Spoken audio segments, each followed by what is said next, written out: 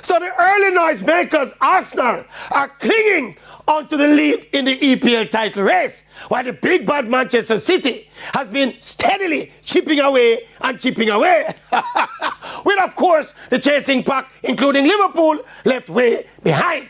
The Gunners and their droves of fans, though, it is now obvious that this is going to be a neck-and-neck tussle between one team that has not won the title in 23 years and another team that has won 6 of the last 8 titles. Not quite the medicine the doctor ordered for the Gunners.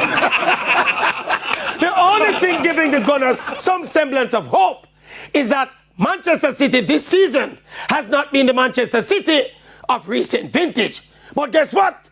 The Gunners this season, despite all the huffing and puffing, the Gunners this season are shaping up to be like the Gunners of last season and the season before.